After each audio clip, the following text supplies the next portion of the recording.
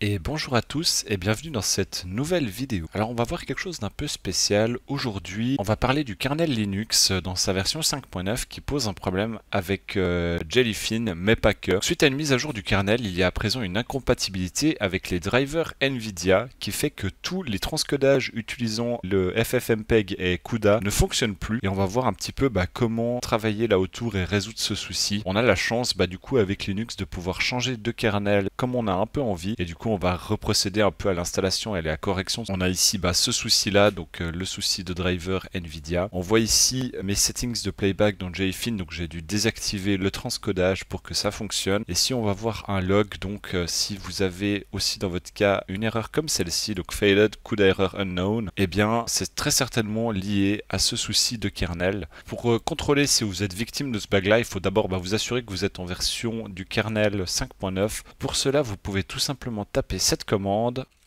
Et donc on voit ici que je suis en version de kernel 5.9.0.0. Donc on va voir maintenant comment corriger ça. Alors ça va évidemment passer par une petite étape de désinstallation et de réinstallation. Donc faites une sauvegarde de ce que vous avez. Si votre Open Media Vault ou votre NAS ou que sais-je est une machine virtuelle, faites une snapshot. Et puis on va partir à la correction de ça. Donc évidemment je pars du principe que vous avez la même configuration que moi. C'est-à-dire que vous avez les anciennes versions du kernel à disposition et que vous n'avez pas d'autres versions intermédiaires que la 5.8 ou des choses comme ça. Donc tout d'abord, comme on va également toucher à la partie Docker, dans mon cas qui est lié à Open Media Vault, il y a des configurations spéciales du fichier JSON de Docker.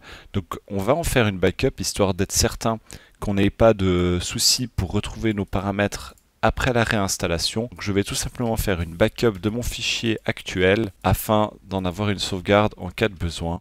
Donc je fais une copie de etc docker daemon.json et puis je renomme tout simplement la fin BCK. Ensuite on va procéder à la désinstallation de tout ce qui est lié au driver NVIDIA ainsi qu'au NVIDIA Docker. Pour la partie driver, on va supprimer évidemment toutes les configurations. Et puis pour la partie Docker, on va simplement juste le désinstaller.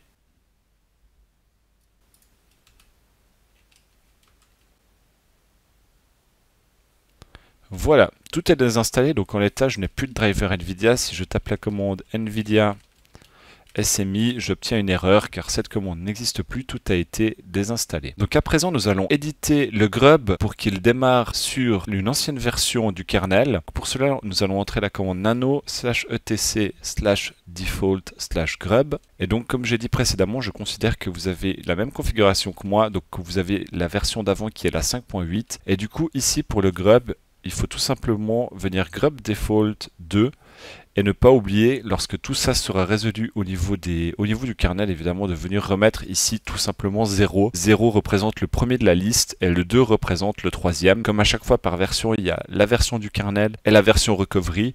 Nous avons besoin de la troisième version, donc on met 2 dans ce fichier. Donc on enregistre, on sauvegarde et on va mettre à jour le grub.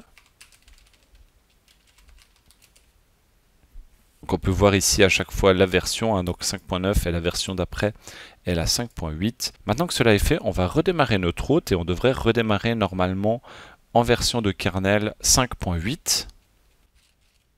Voilà, le NAS a redémarré, donc si l'on va voir sa version avec la commande,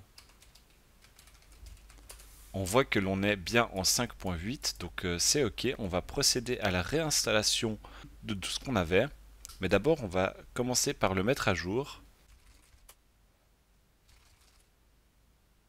Donc ici on nous indique qu'il y a un certain nombre de paquets qui ne sont plus utiles, on peut les supprimer pour repartir également proprement, donc avec la commande apt auto remove.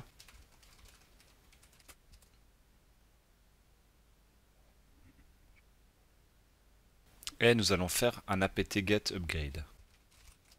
Donc actuellement notre NAS est complètement à jour et nous allons maintenant procéder tout simplement à la réinstallation complète des drivers NVIDIA ainsi que de NVIDIA Docker. Cela je vous mettrai évidemment dans la description. Il y a le guide de réinstallation qui est disponible sur le site de Jellyfin et c'est tout simplement ça que je vais suivre.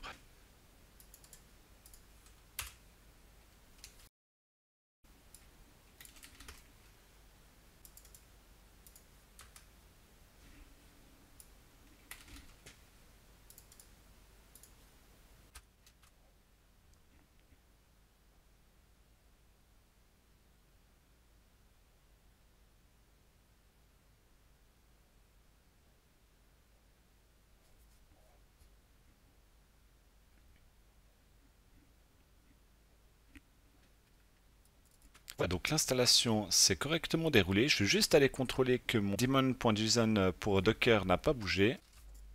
Il est toujours identique, donc on voit en particulier le data root qui pointe où je stocke mes containers. Donc ça c'est ok. On va pouvoir redémarrer mon hôte une nouvelle fois. Voilà, le NAS a redémarré. On va maintenant juste contrôler que le driver est bien installé au niveau de Linux. C'est tout à fait le cas et on va aller voir dans un container Docker, en l'occurrence Jellyfin, si le Docker est à nouveau bien détecté. Donc le driver est bien détecté à la fois dans Linux et dans un container Docker, ce qui est ok. Et on va aller maintenant voir si le décodage et si le transcodage fonctionnent correctement pour valider que tout est ok avec l'ancienne version du kernel. Donc j'ai réactivé le transcodage dans Jellyfin et à présent on peut voir dans les logs du transcodage que l'on va correctement utiliser le nvenc. Et si l'on tape la commande NVIDIA SMI, nous avons de nouveau des processus de transcodage qui sont en cours et donc tout a repris correctement à ce niveau-là. Donc voilà, c'est tout pour cette rapide petite vidéo sur le souci de compatibilité entre le kernel 5.9 et les drivers NVIDIA. J'espère que ça vous a intéressé. Mais voilà, si vous avez rencontré cette erreur, c'est très certainement lié à ça. Et vous pouvez réitérer ces étapes pour corriger le souci et récupérer votre décodage GPU si cela vous est nécessaire. Évidemment, n'oubliez pas ensuite, dans le cas où vous souhaitez revenir à une situation normale, donc lorsque ce souci de compatibilité aura été enlevé, de revenir éditer le grub pour remettre 0 et refaire update grub pour revenir dans un état normal. Voilà, c'est tout pour cette petite vidéo. Je vous dis à la prochaine. Ciao ciao.